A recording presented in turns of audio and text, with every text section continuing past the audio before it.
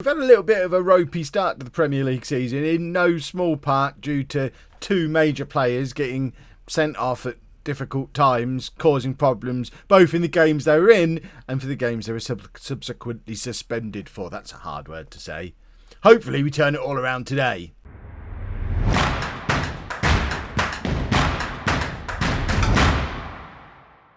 Hello and welcome to part 180 of It's Coming Home. I'm Kevin. Coming up on today's episode, we face West Ham in what could and should have been a top of the table clash, but we're down in 13th place. Not for long. But we face West Ham in the Premier League, and our first Champions League match against BAYER Leverkusen is coming up as well. This is the group that we've got in the Champions League. I don't think you saw this in the last episode.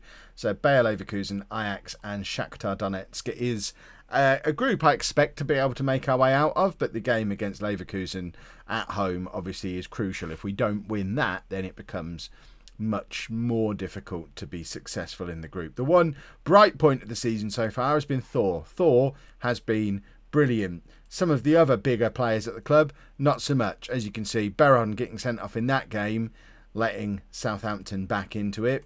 Problem. And then in the most recent game, Robert Costa sent off after 12 minutes.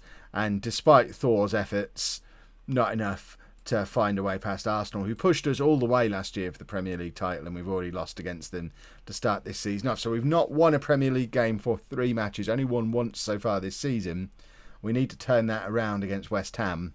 I don't want another one of those rubbish seasons that we have off the back of a title win. A bit of a baptism of fire for Mendes as well, because of course Manu left in the summer. Mendes was supposed to be gently eased into the team. Robert Costa now suspended for 3 matches after that red card.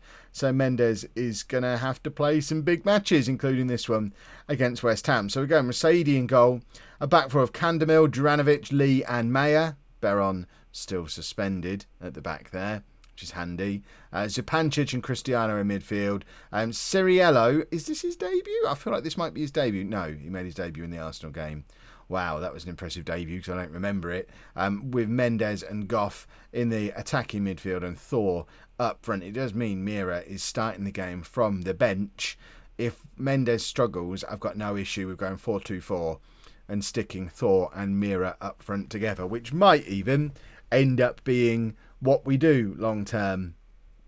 We'll see. Costa's very good and Mendes has got a huge amount of potential. We've got options. It's nice to have options. If you didn't watch England at the World Cup, you won't have seen my tactical prowess these days, but you know, I can change tactics around almost at will now.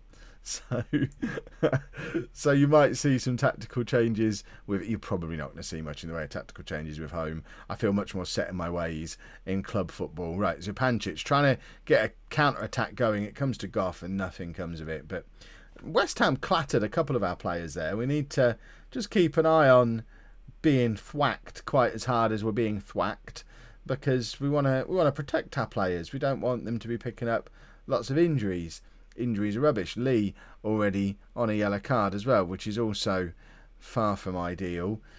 We've not really created anything in this first 30 minutes at all. The one good point, I guess, is West Ham are top of the league and they've not had a shot against us in 36 minutes. So presumably we are playing quite well, just not well enough to get a highlight. Goff with the free kick though, and I was pretty sure he was sticking that in the top corner because that's what John Goff normally does. Here he goes again, and this time it's into the wall. Is that someone pretending to be Goff?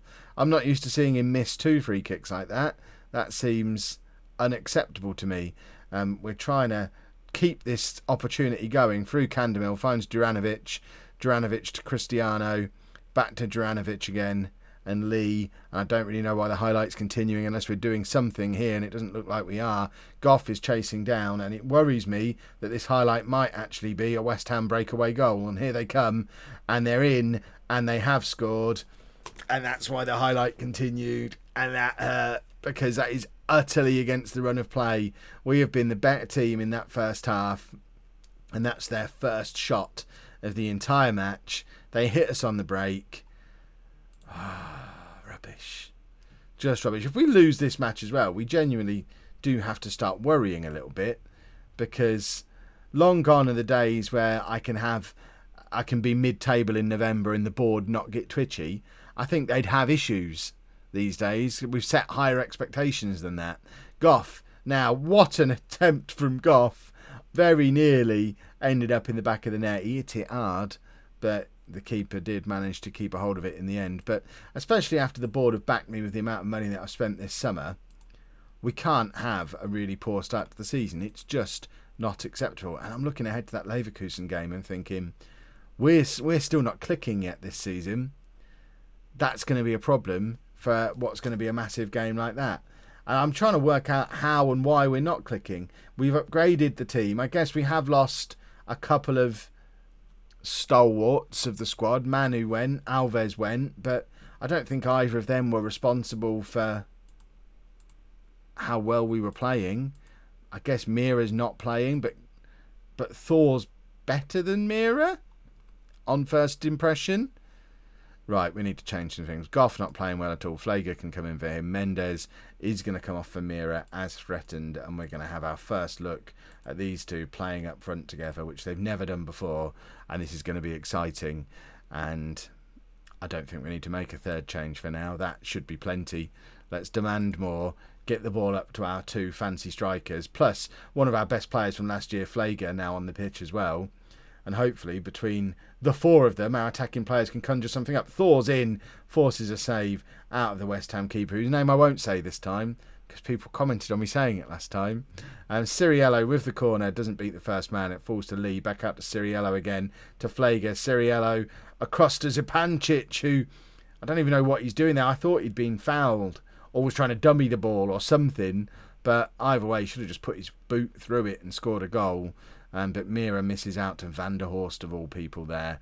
And Cristiano intercepts in midfield, tries to find Flager, doesn't quite reach him. Mayer now ends up getting it back to Cristiano and Lee. Now Mayer again, Lee again and again. Cristiano and Lee are just knocking it back and forth to each other. Cristiano's now found Juranovic just to try and avoid getting the ball back. Ciriello plays Flager in. Flager is in and forces the save out the West Ham keeper. This has been the most one-sided game I've seen in a long time. But unbelievably, the team who have dominated 98% of the match are still losing as we go into the 80th minute. Ciriello not playing very well at all. Neither is Thor. Our whole attack is not really firing the way I would want it to. Is Mercier the man to stick up there? He scored goals in La Liga last year. We now have a third striker on the pitch, playing out on the left-hand side. West Ham have a free kick, though. It hits the post, and Juranovic desperately getting the tackle in to keep us alive in this match. And now we're trying to break, and it's nothing coming of it. Let's have 10 minutes of passion to finish things off. We're also going to go attacking. We've got to try and win this football match. I don't understand what's going wrong here. Mira now, we've got players, the keeper particularly, out of position, and we are all over West Ham, who are sitting very deep. Surely a goal is coming. Candemil hits the post. Flager can't get the shot away from the rebound. We are throwing everything at this match, and nothing is coming off. Mayer now with the corner. Doesn't find a home shot. Mercier from range. And it goes over. We're going to lose this, aren't we? I don't understand how we're going to lose this football match.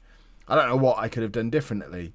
Flager plays Mira in. Mira tried to square it back to Flager, I think, or was he looking for Thor? Either way, just score a goal. That's what you're there for. Candemil now plays it forward for Mira to chase. Mira's in behind with options as well. Penalty, surely. Surely that is a penalty. It is a penalty. Who is taking it? I don't even know who that is because I can't see the number on the back of their shirt. It is Thor to take the penalty, and he scores. We have rescued something from this match, and I do think the way the momentum has been with us for most of the match, it's not unrealistic for us to go on and win it at this point. I'm not going to drop back to positive. We're going to carry on attacking and try and grab a winner because we have been so much better than West Ham today. Mercier now, keeping the attack going. What is he doing shooting from there? It's the last you'll ever see of Clement Mercier because that was rubbish. 30 seconds left. It's Flager with a free kick. And Zupancic is in. It falls to Mercier. If he scores a last-minute winner, all is forgiven. Flager with the cross. It ends up with Zupancic again. There's about 15 seconds left. It's Lee to Juranovic, who can't get hold of it. And now all of our defenders are forward, apart from Candemil, who's there just to get the ball under control, pump it back forward again. But it wasn't enough. There wasn't enough time. We've salvaged a draw from a game that we should have won comfortably. So I will be voicing my concern to the players, and we need to play. I don't think it's not even that we need to play better than that against Leverkusen. We just need to take our chances, because we should have thrashed them there, and hopefully we will thrash Leverkusen. Little bit of a shuffle round for the Leverkusen game then. Aleph comes in at left back, mainly because I want to give him more game time this season. He's got 5-star potential. I've just had a coach report through saying he's going to be better than Candemil. He needs game time. Let's give him some Champions League games, I guess, and some lesser league games. Beron and Costa also able to come back into the team because they're not suspended for Europe. And we're trying Yamin in midfield instead of Zupancic, and Flager on the right-hand side ahead of Goff. Just really looking for the right combination of players that leads to the dominance that we had in the last game turning into some goals. And I do have a feeling that the solution might end up being not playing one of our very expensive wide players that we brought in the summer. Either Ceriello or Goff might find themselves not in this team, because I want to get Mira in somehow, and the only real way is the left-hand side while Thor's playing so well. And Flager was great all last year and didn't need replacing. I just got excited after the World Cup win and wanted to sign John Goff.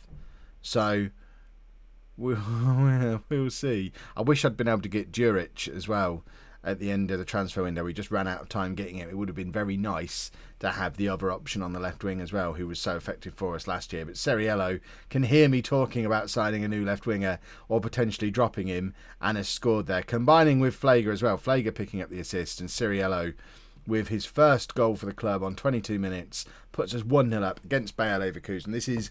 I would class this as a must-win game. If we're going to top this group, which obviously we should be aiming to do, as a team that made it through to the semi-finals last year, then we do need to be winning games, all of our home games really. But we've got to show that we are a force to be reckoned with in Europe. Costa now to Flager. Flager finds Ceriello. That was brilliant from Flager. Just skipped over the little challenge, played it into the path of Ceriello, and my troubles are over. We might have already found the combination, and I do suspect that part of it is just having Robert Costa back in the team, because he does kind of pull everything together nicely. Flager did brilliantly to evade that slide tackle though, and 2 assists for Flager, 2 goals for Ceriello. John Goff might be playing his next game for us at right back, like he does for England sometimes, because Flager's been great today. Costa now with the free kick, and it's just pushed wide of the post by the Leverkusen goalkeeper, and it's Costa now to take the corner as well. Corner comes in, Flager's there, and I think he was going for goal, but it also almost ended up falling into the path of Thor, who couldn't quite get a connection onto it to grab a third for us. But Flager has been involved in everything in this first half. He is playing out of his skin to try and show me why he should be starting regularly on the right-hand side. This is his first start of the season, and I remember how good he was last year now. John Goff's great. Is Flager even greater? I don't think he is, but he seems very effective in this system. Goff's more about deep crosses and set pieces, so probably wouldn't be the end of the world for Goff to play for us at right back. In fact, I might bring him on at right back for the last half hour of this game and just see how Goff and Flager combine down that right hand side. It's going to be interesting to have a look at.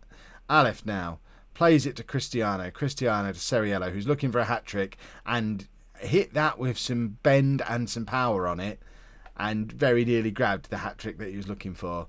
But he has had an absolutely excellent game, so hopefully he was just settling in, and we'll see more of that going forward. Mira can come on for Thor for the last 20 minutes or so. This is the first time Mira has played as our lone striker in this system, as the complete forward this season.